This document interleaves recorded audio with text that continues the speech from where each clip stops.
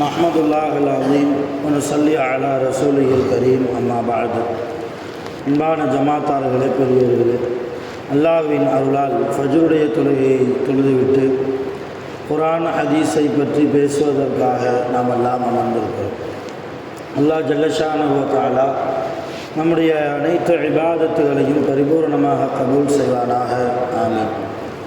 சங்கையானவர்களே, மறுமையினுடைய வெற்றி உலகத்தில் நாம் அல்லாஹ்வுக்கும் அல்லாஹ்வுடைய ரசூலுக்கும் கட்டுப்பட்டு வாழ்வதில்தான் இருக்கிறது. யார் எந்த ஒரு முஸ்லீம் மூமின் அல்லாஹ்வுடைய சட்டங்களுக்கு கட்டுப்பட்டு நபிகள் நாயகம் ஸல்லல்லாஹு அலைஹி வஸல்லம் அவர்களுடைய ஹதீஸுகளின்படி நடக்கிறார்களோ அப்படிப்பட்ட மனிதர்களுக்கு நாளை கியாமத்தில் வெற்றி நிச்சயம் உண்டு. அதைத்தான் குர்ஆன் முழுக்க அல்லாஹ் தஆலா பல்வேறு இடங்களில் சொல்கிறான். நீங்கள் அல்லாஹ்வுக்கு கட்டுப்படுங்கள், என் ரசூலுக்கும் நீங்கள் கட்டுப்படுங்கள். இன்னொரு இடத்துல அல்லாஹ் 5வது ஜுஸுவிலே தெளிவாக சொல்கிறான், மையுத்இ ரசூல ஃபகத் அத்தா அல்லாஹ். யார் என் ரசூலுக்கு கட்டுப்பட்டாரோ அவர் நிச்சயமாக அல்லாஹ்வுக்கே கட்டுப்பட்டு விட்டார். அல்லாஹ்வுடைய ரசூல் சொன்னதின் பிரகாரம் கட்டுப்பட்டு யார் ஒருவர் வாழ்வாரோ அவர் அல்லாஹ்வுக்கே கட்டுப்பட்டு வாழ்ந்ததற்கு சமம் என்று அல்லாஹ் குர்ஆனிலே சொல்கிறார். அந்த அளவு நபிகள் நாயகம் ஸல்லல்லாஹு அலைஹி வஸல்லம் அல்லாஹ் சொன்ன மாதிரி வாழ்ந்தார்கள், அல்லாஹ்வுக்கு பிடித்த மாதிரி வாழ்ந்திருக்கிறார்கள். அல்லாஹ்வுக்கும் அல்லாஹ்வுடைய ரசூலுக்கும் கட்டுப்படக்கூடிய ஒரு சமூகத்தையும் நபிகள் நாயகம் ஸல்லல்லாஹு அலைஹி வஸல்லம் அவர்கள் உருவாக்கினார்கள். அருமையான பெருமக்களே, அல்லாஹ் தஆலா குர்ஆனிலே வலா துல்கு பி ஐதீக்கும் இல தஹ்லுகா என்று சொல்கிறார். அதாவது உங்களுடைய கரங்களை நாசத்தின் பக்கம், அழிவின் பக்கம் நீங்கள் போடாதீர்கள் என்று அல்லாஹ் சொல்கிறார். இன்றைக்கு காலையில் எழுந்தது முதல் இரவு தூங்குகிற வரைக்கும் நம்முடைய வாழ்க்கையை நாம் கொஞ்சம் யோசித்து பார்த்தால் நம்முடைய கரங்களால் எத்தனை பாவங்கள், நம்முடைய கண்களால் எத்தனை பாவங்கள், நம்முடைய பேச்சுக்களால் எத்தனை பாவங்கள் இல்லையா?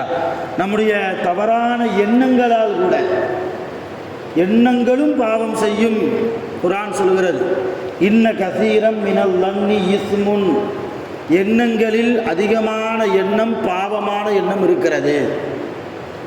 அப்போ நம்முடைய எண்ண ஓட்டங்களையும் கூட அடுத்தவர்கள் குறித்து மிக சரியாக வைக்க வேண்டும்.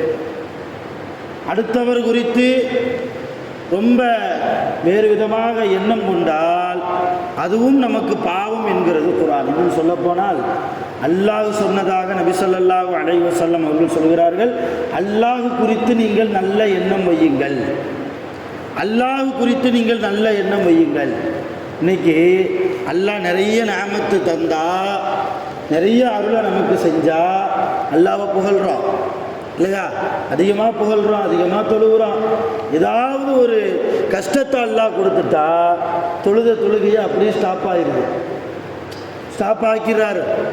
பெரும்பான்மையான மனிதர்கள் என்ன, அல்லாஹ்வை நான் தொழுகிறேன் வைக்கிறேன், என் வியாபாரத்தில் எனக்கு லாபம் கிடைக்கிறது இல்லையே, என்ன அல்லாஹ்வை நான் தொழுகிறேன், அல்லாஹ்வுக்காக அடியார்களுக்கு ஏழைகளுக்கு தர்மம் கொடுக்குறேன், எனக்கு ஏன் இவ்வளவு கஷ்டத்தை அல்லாஹ் கொடுக்குறான், அப்போ எதுக்கு அவனை நான் தொழணும் அப்படிங்கிற எண்ணம் பெரும்பான்மையான மூமின்களிடத்தில் இருக்கத்தான் செய்கிறது. அதைத்தான் அல்லாஹ் சொன்னதாக நபி ஸல்லல்லாஹு அலைஹி வஸல்லம் சொன்னாங்க.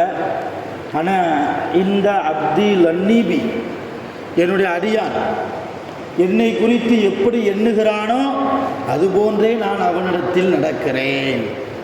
என் அல்லாஹ் என்னை கைவிட மாட்டான் என்று நாம் நினைத்தால், என் அல்லாஹ் எனக்கு சிறந்தவன் என்று நினைத்தால், என் அல்லாஹ் நாளை கியாமத்தில் என்னை தண்டிக்க மாட்டான் என்று நினைத்தால் அதுபோன்று அல்லாஹ் நம்மிடத்தில் நாளை கியாமத்தில் நடக்கிறான். என்ன அல்லாஹ் என்று அல்லாஹ்வுடைய ரஹ்மத்தின் மீது நிராசையானால் அல்லாஹ் நாம் எப்படி நினைக்கிறோமோ அதுபோன்றே நம்மிடத்திலும் நடக்கிறார். லா தக்னத்து மிர் ரஹ்மத்தில்லா. அந்த ஆயத்தை ஆரம்பிக்கும் போதே அல்லாஹ் சொல்றான், யா இபாதி அல்லதீன அஸ்ரஃபு, வீண் விரயம் செய்யக்கூடிய என் அடியார்களே, யா இபாதி அல்லதீன அஸ்ரஃபு, வீண் விரயம் செய்யக்கூடிய அடியார்களே என்றுதான் அல்லாஹ் அழைக்கிறான். வீண் விரயம் என்றால் அதில் பாவமும் அடங்கும் அந்த ஆயத்தின் பிரகாரம். அல்லாஹ் அழைக்கிற போதே பாவம் செய்யக்கூடிய என்னுடைய அடியார்களே, நீங்கள் ஒருபோதும் அல்லாஹ்வுடைய ரஹ்மத்தை விட்டும் அருளை விட்டும் நிராசையாகி விட வேண்டாம். இப்போ அல்லாஹ் குறித்து நல்ல எண்ணம் வேண்டும், அல்லாஹ்வுடைய ரஹ்மத்து குறித்து நல்ல எண்ணம் வேண்டும்.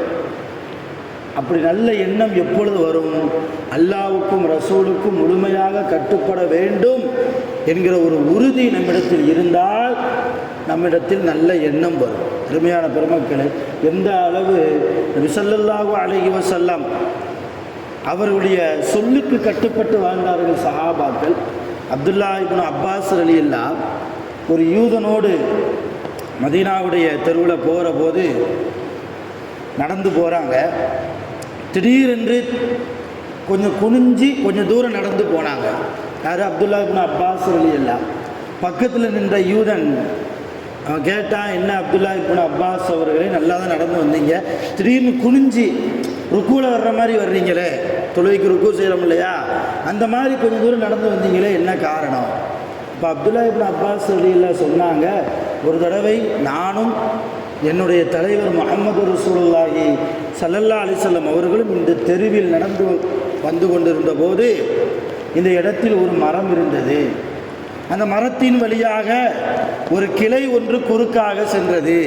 நபி ஸல்லல்லாஹு அலைஹி வஸல்லம் அந்த கிளையை தன் கையால் அகற்றாமல் தூக்கி விடாமல் தன் தலையை தாழ்த்தி குனிந்து சென்றார்கள்.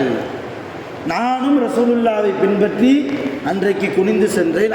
அன்றையில இருந்து இன்றைக்கு வரும் வரைக்கும், ஏன் என்றைக்கு வரைக்கும் இந்த இடத்தில் மரம் இருந்தாலும் சரி இல்லாவிட்டாலும் சரி, இந்த இடத்தில் என்னுடைய ரசூலுல்லா குனிந்து சென்றார்கள் என்பதால் நான் குனிகிறேன். சுப்ஹானல்லாஹ், எவ்வளவு ரசூலுல்லாவுடைய வாழ்க்கையை அணுவாக பார்த்திருந்தால் இந்த அளவு பின்பற்ற தோன்றும். ரசூலுல்லாவின் மீது வைத்த அந்த முஹப்பத், ரசூலுல்லாவுக்கு வழிபட வேண்டும், கட்டுப்பட வேண்டும் என்கிற அந்த ஆணித்தரமான அந்த கொள்கையின் உறுதி. நபி ஸல்லல்லாஹு அலைஹி வஸல்லம் ஜும்மாவில் மிம்பர் படியில் குத்துபா செய்து கொண்டிருந்த போது உட்கார இடம் இல்லை, பள்ளிவாசலில் உட்கார இடம் இல்லை. சில சஹாபாக்கள் வாசலில் அங்கே இங்கேயுமா நின்றுக்கிட்டு இருந்தாங்க. அப்போ ரசூலுல்லா மிம்பர்படியில் நின்று குத்துபா செய்து கொண்டிருந்த போதே சொன்னாங்க, ஏன் நிற்கிறீங்க, உட்காருங்கன்னாங்க. ஏன் நிற்கிறீங்க, உட்காருங்க. இப்போ இன்றைக்கி எந்த ஆலிம் சாவாது மிம்பர்படியில் நின்று ஜும்மாவில் கொஞ்சம் முன்னாடி தள்ளி வாங்கன்னா அஜரத்துக்கு குத்துபாவது தெரிலன்றுவாங்க இல்லையா? அஜரத்துக்கு ஜும்மா நடத்த தெரியல, குத்துபாவில் இருக்கிற போது மிம்பரில் இருக்கிற போது இது போன்ற செயல்கள் கண்டால் ஒரு இமாம் கண்டிக்கலாம், ஒரு ஒழுங்கீனத்திற்காக ஒழுக்கத்திற்காக அது போன்ற காரியத்தை செய்யலாம். நபி ஸல்லல்லாஹு அலைஹி வஸல்லம் குத்துபாவில் இருக்கும்போது ஹசன் ஹுசைன் ரலியல்லாஹு அன்ஹுமா ரெண்டு பேரும் என்ன செஞ்சாங்க, வேகமாக ஓடி வந்தாங்க பள்ளியாசக்குள்ளே. நபி ஸல்லல்லாஹு அலைஹி வஸல்லம் மிம்பர் படியை விட்டு இறங்கி என்ன செஞ்சாங்க, அந்த ரெண்டு பேர குழந்தைகளையும் எடுத்து ரெண்டு தோல் புஜத்தில் வைத்து கொண்டு குத்துபா செய்தார்கள். இப்போ இது போன்ற காரியத்தை இன்றைக்கி எந்த இமாமும் செய்ய முடியாது, எந்த ஆலிம்சாவும் செய்ய முடியாது. செஞ்சால் என்ன ஆயிரும், அவருக்கு ஜும்மா நடத்த தெரியல. இப்போ அந்த அளவு மார்க்கத்தின் அறிவு குறைந்தவர்களாக இன்றைக்கு முஸ்லீம்கள் இருக்கிறார்கள் என்பது ரொம்ப கவலை குறித்தான விஷயம். அப்போ அப்படி ரசூலுல்லாஹி ஸல்லல்லாஹு அலைஹி வஸல்லம் மிம்பர்படியில் நின்று ஏன் நிற்கிறீங்க, உட்காருங்கன்னு சொல்லுகிற போது அப்துல்லா இப்னு மஸ்ஊதுன்னு ஒரு சஹாபி, அவங்க பள்ளியாசக்குள்ளே வரலை, உள்ளே வரலை, அவங்க வெளியே பள்ளியாச பக்கத்தில் வந்து கொண்டிருந்த போது அவங்க காதில் இந்த சவுண்டு விழுது. என்ன சவுண்டு? ரசூலுல்லாஹ் உள்ள குத்துபாவில் மிம்பர்படியில் பள்ளிவாசக்குள்ளே நிற்கிற சஹாபாக்களை உட்கார சொன்னாங்க இல்லையா, அந்த சப்தம் காதில் விழுந்த உடனே தெருவுலையே உட்காந்துட்டாங்க. பள்ளிவாச வாசல் பக்கத்துலேயே உட்காந்துட்டாங்க, பள்ளிவாசக்குள்ளே வரல. உடனே ரசூலுல்லாஹ் பார்த்து மறுபடியும் சொன்னாங்களா, கும் யா அப்துல்லா, அப்துல்லாவே நீங்கள் எந்திங்க. எந்திரிச்சு பள்ளிவாசலுக்குள்ளே வாங்க, பள்ளிவாசலில் வந்து நீங்கள் உட்காருங்கள். நான் உங்களுக்கு சொல்லலை, நின்று கொண்டிருந்த சஹாபாக்களுக்கு சொன்னேன். எதுக்காக சொல்ல வர்றேன்னா, எந்த அளவு ரசூலுல்லாஹ் சொன்னால் அது யாருக்கு சொல்கிறாங்க, எந்த சந்தர்ப்பத்தில் சொல்கிறாங்க அதெல்லாம் கிடையாது. என் காதில் விழுந்ததா, உட்காருங்கன்னா நான் உட்காருவேன், இது செய்யுங்கன்னா நான் செய்வேன். இதுதான் அல்லாஹ்வுடைய ரசூலுக்கு கட்டுப்படுவது. இன்றைக்கு அல்லாஹ்வுடைய ரசூல் சொன்னாங்கன்னு ஏராளமான ஹதீஸை நாம் கேள்விப்படுகிறோம். பொய் பேசாதீங்க, புறம் பேசாதீர்கள், வட்டியில் ஈடுபடாதீர்கள், விபச்சாரத்தில் ஈடுபடாதீர்கள், மது குடிப்பதில் ஈடுபடாதீர்கள், போதைக்கு அடிமையாகாதீர்கள், இப்படி ரசூலுல்லாஹ் சொன்னார்கள் என்று நிறைய ஹதீஸுகளை நாம் உலமாக்களின் மூலமாக அல்லது நாமே படித்தும் தெரிந்து கொள்கிறோம். எந்த அளவு ரசூலுல்லாவுக்கு கட்டுப்பட்டு வாழ்கிறோம். அருமையான பெருமக்களை, நான் முதலில் சொன்னது போல நம்முடைய மறுமை நாளுடைய வெற்றி அல்லாஹ்வுக்கு கட்டுப்படுவதிலும் அல்லாஹ்வுடைய ரசூலுக்கு கட்டுப்படுவதிலும் தான் இருக்கிறது. இதை முழுமையாக நாம் செய்யாமல் மரணித்து போவோமேயானால் நிச்சயம் கியாமத் நாள் நமக்கு கைசேதத்திற்குறித்தான நாளாக மாறிவிடும் என்பதை நாம் சிந்தனையில் வைத்துக்கொண்டு, இனி வரும் காலங்களில் அல்லாஹ் குர்ஆனில் எதை சொன்னானோ முழுமையாக கட்டுப்படுவது, அல்லாஹ்வுடைய ரசூலுக்கு முழுமையாக கட்டுப்பட்டு நம்முடைய வாழ்க்கையை நடத்துவது, அல்லாஹ் அதுபோன்ற அருமையான வாழ்க்கையை வாழ்ந்து மரணிப்பதற்கு நம் அனைவர்களுக்கும் முழுமையாக தௌஃபீக் செய்வானாக. உலகத்தில் வாழ்கிற போது நோய் நொடிகள் இல்லாமல் ஆஃபியத்தோடு, ஆரோக்கியத்தோடு, மன ராகத்தோடு, மகிழ்ச்சியோடு உலகத்தில் வாழ்வதற்கு அல்லாஹ் நம் அனைவர்களுக்கும் அருள் புரிவானாக.